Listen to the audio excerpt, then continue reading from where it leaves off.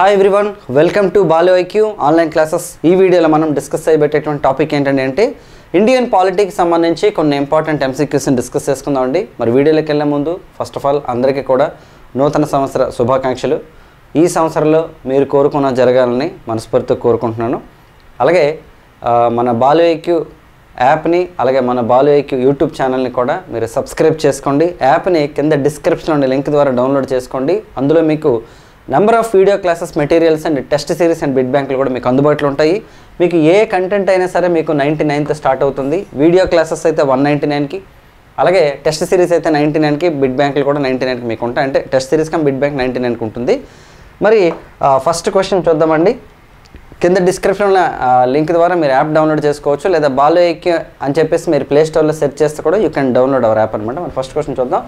క్రింది వాణిలో ఆదేశ సూత్రాల్లో గాంధేయవాద నియమాల్లో సరికానిది ఏంటంటే మనకి డైరెక్టివ్ ప్రిన్సిపల్స్ ఆఫ్ స్టేట్ పాలసీలో మనకి socialistic principles, Gandhian principles and liberal and intellectual principles అని 3 ఉంటాయి మనకి.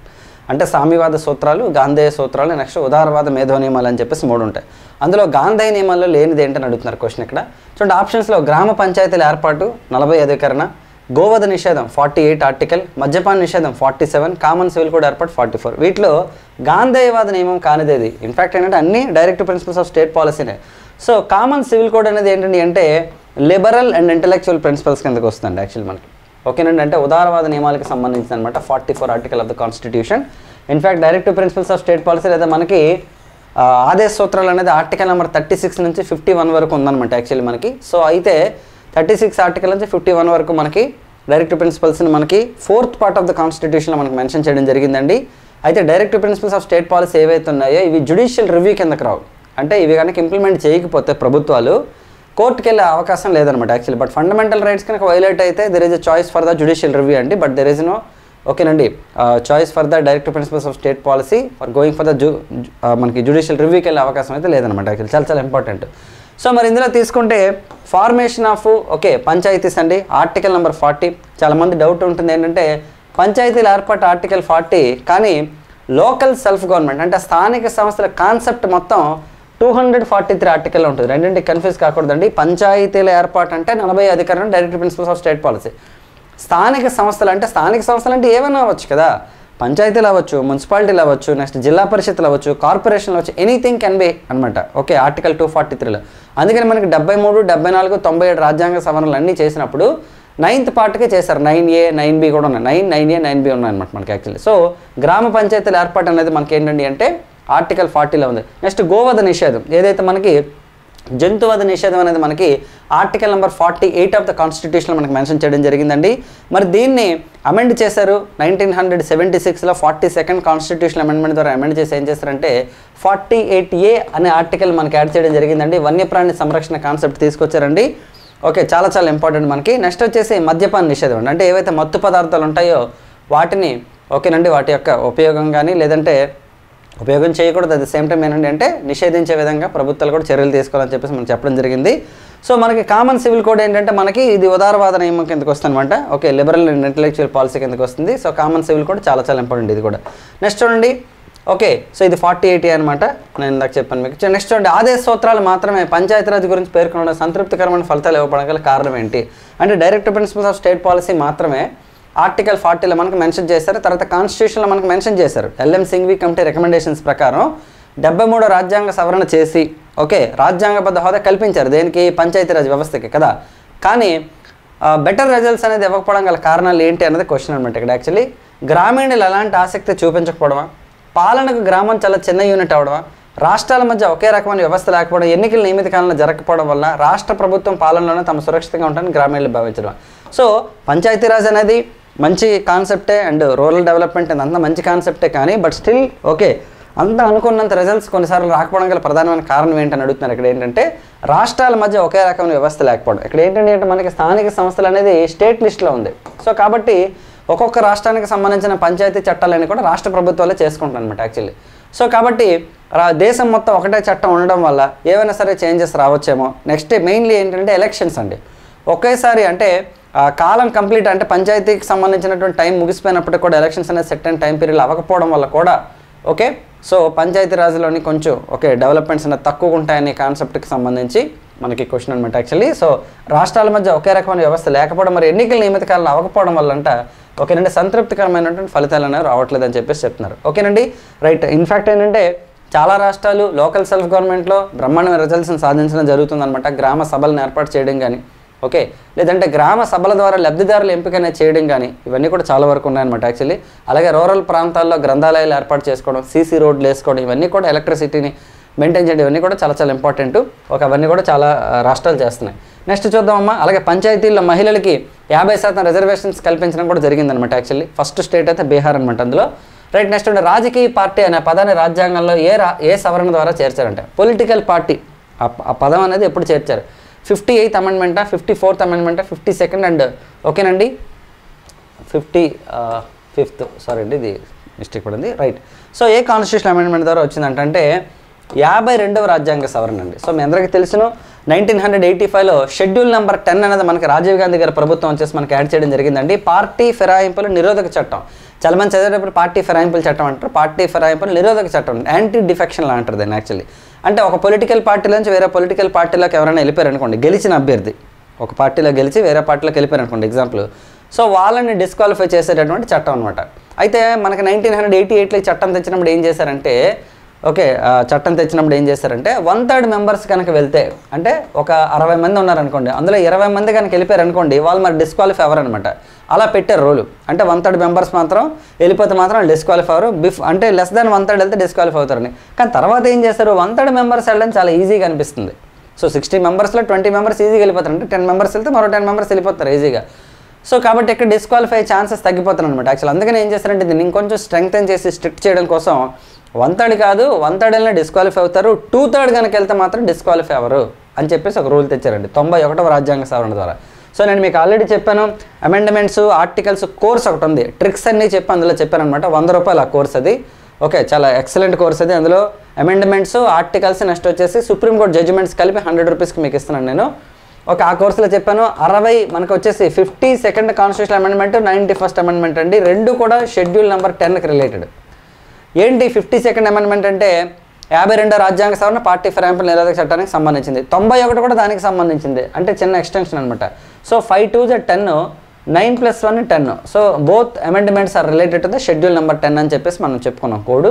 అలాగే 91st అమెండ్మెంట్ దాని ఒక్కదానికే కాదండి, ఇంకోటి కూడా 91st అమెండ్మెంట్ ఏంటంటే the total council of ministers.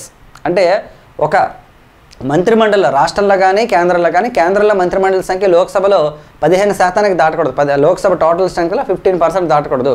రాష్ట్రాల అసెంబ్లీలో 15% కంటే స్టేట్ క్యాబినెట్ దాటకూడదు అని చెప్పేసి ఒక రూల్ ఉందన్నమాట యాక్చువల్లీ. సో అది కూడా మనకి 91st ద్వారా యాడ్ చేయడం జరిగింది. చాలా ఇంపార్టెంట్ ఇవన్నీ. నెక్స్ట్ అండి రాజ్యాంగ అధికారాలు దుర్వినియోగం జరిగితే గ్రామ పంచాయతీలను రద్దు చేసేది ఎవరంట? ఒకవేళ మనకి రాజ్యాంగంలో కనుక అధికారాలు అంటే ఏవైతే పవర్స్ ఉన్నాయో అవి కనుక దుర్వినియోగం జరిగితే గ్రామ పంచాయతీ మొత్తాన్ని రద్దు చేసే అధికారం ఎవరికి ఉంటుంది? గవర్నరు, గ్రామీణ అభివృద్ధి మంత్రి, రాష్ట్ర ప్రభుత్వం. కాల వ్యవధికి ముందు పంచాయతీలను రద్దు చేయడానికి అసలు వీలు లేదంట. ఎవరు రద్దు చేస్తారంటే స్టేట్ గవర్నమెంట్ రద్దు చేయొచ్చండి. ఎందుకంటే మనం ఇందాక చెప్పుకున్నాం పంచాయతీరాజ్ డిపార్ట్మెంట్ లేదా panchayati system is under the list of the state లిస్ట్లో ఉన్నటువంటిది పంచాయతీ అనేది యాక్చువల్లీ. పంచాయతీలు, మున్సిపాలిటీలు, కార్పొరేషన్లు these are all under state list అనమాట. అంటే లోకల్ సెల్ఫ్ గవర్నమెంట్ అనేది మనకి స్టేట్ లిస్ట్లో ఉంది యాక్చువల్లీ. సో కాబట్టి రాష్ట్ర ప్రభుత్వానికి అధికారాలు ఉంటాయండి, చాలా ఇంపార్టెంట్ ఇవి. మరి పార్లమెంట్లోని ఎస్సీ మరియు ఎస్టీల కమిటీకి సంబంధించినటువంటి సభ్యుల సంఖ్య ఎంత? ఇది 2016 గ్రూప్ 2 నోటిఫికేషన్ 2017 ఏపీఎస్సీలో మనకి ప్రిలిమినరీలో అడిగినటువంటి క్వశ్చన్. ఇన్ఫ్యాక్ట్ అందులో 30 క్వశ్చన్స్ అడిగారండి యాక్చువల్లీ. చాలా మంచి క్వశ్చన్స్ అడిగారు. ఇన్ఫ్యాక్ట్ అంటే ఇండియన్ పాలిటీ ఎలా ఉంటుంది అంటే క్వశ్చన్ బాగా చదవాలి, మనం ఆప్షన్స్ బాగా చదవాలి. క్వశ్చన్ ఫస్ట్ చదవాలి, ఆప్షన్స్ బాగా చదివి కొంచెం మనం ఎనలిటికల్గా ఆలోచించి ఆన్సర్ పెట్టచ్చు అనమాట. అంత కష్టంగా ఏమనిపించదు, బట్ తరువుగా చదవాలి. ఇండియన్ పాలిటీని బాగా చదివి న్యూస్ పేపర్ కనుక బాగా రీడ్ చేసినట్టయితే డెఫినెట్గా మీరు ఏ క్వశ్చన్ అని ఆన్సర్ చేయొచ్చు యాక్చువల్లీ. ఓకేనా రైట్. చూద్దాం పార్లమెంట్లో ఎస్సీ ఎస్టీ కమిటీలకు సంబంధించిన సభ్యుల సంఖ్య ఎంత? 30, 22, 15, 7 and 20 అండి. 30 మంది అండి యాక్చువల్లీ. 30 మెంబర్స్ ఉంటారండి. లోక్సభ నుంచి 20, రాజ్యసభ నుంచి 10 మంది ఉంటారు అనమాట యాక్చువల్లీ. సో 1968లో ఈ కమిటీ ప్రారంభమైందంట. 1968లో స్టార్ట్ అయిందంట. దీని చైర్మన్ అపాయింట్ చేస్తే స్పీకర్ ఆఫ్ లోక్సభ అపాయింట్ చేస్తారండి. And the committee submits the report also to the speaker of Lok Sabha. So ఇవన్నీ నేను చెప్పాను మీకు ఆల్రెడీ. జ్యుడిషియరీ సిస్టమ్ చెప్పాను, లోకల్ బాడీస్ చెప్పాను, పార్లమెంట్ అంటే సెంట్రల్ గవర్నమెంట్, స్టేట్ గవర్నమెంట్ అన్నీ చెప్పానండి. Indian polity course 199 rupees. Polity history కావాలంటే 299, హిస్టరీ పాలిటీ ఎకానమీ కావాలంటే 399, ఆంధ్రప్రదేశ్ హిస్టరీ కావాలనుకుంటే 199. ఇలా మీకు నెంబర్ ఆఫ్ కోర్సెస్ ఉన్నాయి మన యాప్లోనే. అలాగే any test series, single test series 99 rupees అండి. Purely perfect bit bank and టెస్టులు రాసుకోవచ్చు మీరు అందులో. 99 రూపీస్, 6 months వ్యాలిడిటీ ఏదైనా. వృత్తి పన్నును 250 నుంచి 2500కి పెంచినటువంటి రాజ్యాంగ సవరణ ఇది. ప్రొఫెషనల్ ట్యాక్స్ అని, ప్రొఫెషనల్ ట్యాక్స్ ఓకేనండి was increased from 250 to 2500 by which of the following constitutional amendment? 55, 59, 60, 63 అండి. 60వ రాజ్యాంగ సవరణ. Okay, article number 276 of the constitution deals with the professional tax అండి. ఓకే, వృత్తి పన్నుకు సంబంధించినటువంటి ఆర్టికల్ ఎంత అంటే 276. రకరకాల వృత్తుల మీద, ప్రొఫెషన్స్ మీద వేస్తారు. ఇన్ఫ్యాక్ట్ ఇది కూడా మనకి ప్రస్తుత వృత్తి పన్ను ఎంత అని అడిగారు. యాక్చువల్లీ 2017 Group 2 ప్రిలిమ్స్లోనే ఎంత అని అడిగారు, బట్ అమెండ్మెంట్ ఇవ్వలేదు అది. బట్ నేను అమెండ్మెంట్ నేను మీకు చెప్తున్నాను. 1988లో చేస్తారండి. 60వ రాజ్యాంగ సవరణ చట్టం ద్వారా, ఓకే, 60th కాన్స్టిట్యూషన్ అమెండ్మెంట్ ద్వారా ఏం చేస్తారంటే ప్రొఫెషనల్ ట్యాక్స్ అనేది 250 నుంచి మనకి 2500కి తీసుకెళ్లారు. ఆర్టికల్ నెంబర్ అంతా ప్రొఫెషనల్ ట్యాక్స్కి సంబంధించి అంటే ఆర్టికల్ నెంబర్ 276. ఓకేనా, గుర్తుపెట్టుకోండి. రాజ్యాంగ సవరణలో ఇంపార్టెంటే, ఆర్టికల్స్ ఇంపార్టెంటే. మనం చదివేటప్పుడు మీరు Group 1 ఏ ఎగ్జామ్స్ అనేది తీసుకోండి. ఏ స్టేట్మెంట్ అని ఏదో ఒక ఆర్టికల్కి రిలేటెడ్గానే ఉంటుంది, అది directly or indirectly. So articles బాగా చదవండి. ఇన్ఫ్యాక్ట్ ఆర్టికల్సే డైరెక్ట్గా రావు, బట్ వాటి రిలేటెడ్ ఖచ్చితంగా కంటెంట్ వస్తుంది. కాబట్టి రాజ్యాంగం అంటే ఆల్మోస్ట్ 395 ఆర్టికల్స్ మనకు ఉన్నాయి. ఓకే, మోర్ దాన్ 450, లైక్ 450 వరకు ఉన్నాయి మనకి సబ్ ఆర్టికల్స్ అన్నీ కలిపి. కాబట్టి అందులో మీకు ఇంపార్టెంట్ అనిపించిన చదవండి. చాలా వరకు మనం మన యూట్యూబ్ ఛానల్లోని యాప్లో కూడా డిస్కస్ చేయడం జరిగిందనమాట. ఓకే, మీరు ఇంపార్టెంట్ అన్నీ చదువుకోండి. ఓకే, మరోసారి చూద్దాం. మున్సిపాలిటీలకి చట్టబద్ధత కల్పించినటువంటి చట్టం ఏది? ఓకే, అంటే మున్సిపాలిటీలు ఏవైతే ఉన్నాయో వాటికి స్టాట్యూటరీ అథారిటీ కల్పించారు. ఎప్పుడంటే బ్రిటిష్ వాళ్ళ టైంలో. మనకి historical background of the Indian constitution చదువుతాం కదండి, 1773 నుంచి 1947 దాకా. ఆ చట్టాలకు సంబంధించిన క్వశ్చన్ ఇది. 1813, 1833 పిట్స్ అండ్ డే చట్టం, చార్టర్ నంబర్ 1793 అండి. 1793 అండి.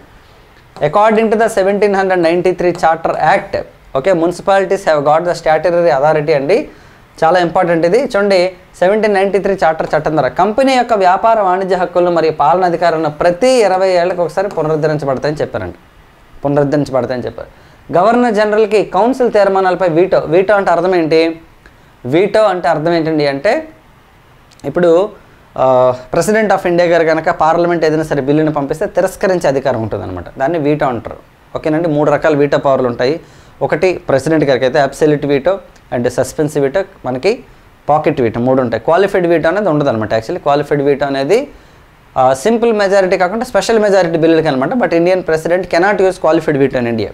ఓకే, బట్ అప్పట్లో గవర్నర్ జనరల్కి అనమాట కౌన్సిల్ ఏదైనా తీర్మానాలు చేస్తే దాన్ని తిరస్కరించే అధికారం ఇచ్చారనమాట. అండ్ మున్సిపాలిటీలకు కూడా చట్టబద్ధత కల్పించారనమాట దీని ద్వారా. చాలా ఇంపార్టెంట్ ఇవన్నీ కూడాను 73 నుంచి. కాకపోతే when you start Indian polity you better to avoid this topic అనమాట.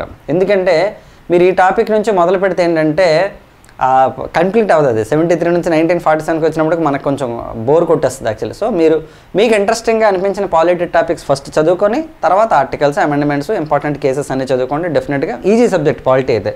అంటే ఈజీ అని చెప్పలేం మనం, బట్ మీరు అలా చదువుతూ ఉండాలి నిరంతరం. మరి పిట్స్ ఇండియా చట్టం చూస్తే 1784లో వచ్చింది. ఏషియాటిక్ సొసైటీ కూడా 1784లోనే వచ్చింది హిస్టరీ పరంగా తీసుకుంటే. రెగ్యులేటింగ్ చట్టంలో లోపాలను సవరించడం కోసం పెట్టారు. ఇదంతా నేను మీకు ఆల్రెడీ ఇచ్చాను. జూనియర్ పిట్ అనమాట. యాక్చువల్లీ విలియం పిట్ అనేటటువంటి వ్యక్తి దీన్ని ప్రతిపాదించిన అప్పటికి ప్రైమ్ మినిస్టర్ అనమాట. యాక్చువల్లీ విలియం పిట్ తీసుకురావడం దీన్ని పిట్స్ ఇండియా యాక్ట్ అన్నారు. Okay, right. So that's it అండి. ఈ వీడియోకి సంబంధించినటువంటి క్వశ్చన్స్ మీకు అర్థమైంది అనుకుంటాను మన క్లాసు. సో మన ఛానల్ని సబ్స్క్రైబ్ చేసుకోండి. ఇలాంటి వీడియో డీటెయిల్డ్ ఎక్స్ప్లెనేషన్ కోసం మన యాప్ని డౌన్లోడ్ చేసుకోండి. మీరు ఏ ఎగ్జామ్ ప్రిపేర్ అయినా, మీరు సెంట్రల్ ఎగ్జామ్స్కైనా, స్టేట్ ఎగ్జామ్స్కైనా, ఏపీ ఆర్ తెలంగాణ ఏ ఎగ్జామ్స్కి ప్రిపేర్ అయినా మన యాప్ డెఫినెట్గా మీకు సోషల్ కంటెంట్ అయితే ఫుల్ ఫ్లెజ్డ్గా అయితే మీకు ప్రొవైడ్ చేయడం జరుగుతుంది. హిస్టరీ, పాలిటీ, జాగ్రఫీ, ఎకానమీ, దాని రిలేటెడ్ మెటీరియల్స్, టెస్ట్ సిరీస్లు అన్నీ కూడా మీకు అందుబాటులో ఉంటాయి. సో నెక్స్ట్ వీడియోలో మళ్ళీ కలుద్దాం. Thank you very much all of and wish all the best. కింద డిస్క్రిప్షన్లో బాలయ్య యాప్ లింక్ ఉంటుంది. ప్లే స్టోర్కి వెళ్ళి కూడా మీరు డౌన్లోడ్ చేసుకోవచ్చు. నెక్స్ట్ వీడియోలో మళ్ళీ కలుద్దాం.